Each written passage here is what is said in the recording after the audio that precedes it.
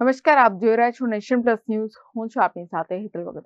નસવાડી તાલુકાના તલાવ ગામની પ્રાથમિક શાળામાં નવા સત્રના પ્રારંભે 0 સંખ્યા બતાવીને શિક્ષકે તાલુકા પ્રાથમિક શિક્ષણ અધિકારીને રિપોર્ટ કર્યો હતો. તાલુકા પ્રાથમિક શિક્ષણ અધિકારીએ રાજ્ય સરકારે 0 સંખ્યાવાળી શાળા બંધ કરવાનો આદેશ કરતા ગ્રામજનોને જાણ થતા ગ્રામજનો ચોંકી ઉઠ્યા હતા. શાળાના શિક્ષકોએ કોરા કાગળ ઉપર વાલીઓ અને બાળકોની સહી લઈ અને બાળકોના એસી કાઢીને નજીકની આશ્રમ શાળામાં બાળકોને પ્રવેશ અપાવી દીધો હતો.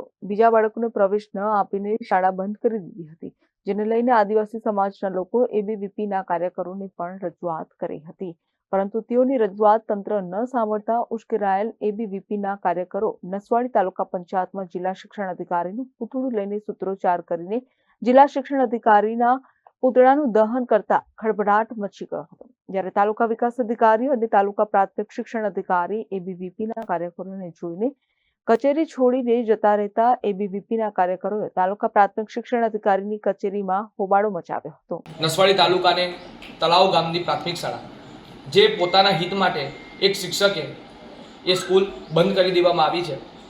ત્યાંના ગરીબ આદિવાસી વિદ્યાર્થીઓને વિદ્યા ન મળતા અમારા હાથમાં આ વિષય આવ્યો અને અમે છોટાઉદેપુર જિલ્લા શિક્ષણ અધિકારીને આ વિષયની રજૂઆત કરી અને એ વિષયમાં અમે લખ્યું હતું કે આ અમારું નિરાકરણ નહીં આવે તો અમે ઉગ્રમાંથી ઉગ્ર આંદોલન કરીશું અને અમને આનો જવાબ મળ્યો નથી. આરટી નિયમ 2009ના મફત અને ફરજિયાત શિક્ષણના નિયમનો ભંગ કરી આ શાળા બંધ કરેલ છે. અમારે એનું નિરાકરણ જોઈએ છે કે એ શાળા ફરી વખત ચાલુ કરવામાં આવે અને એ જે શિક્ષકે આ સસ્પેન્ડ કરવામાં એ શિક્ષકને તાત્કાલિક સસ્પેન્ડ કરવામાં આવે, કારણ કે એ શિક્ષકે પોતાના સ્વાર્થ માટે એ સ્કૂલ એ નિશાળ બંધ કરેલી છે.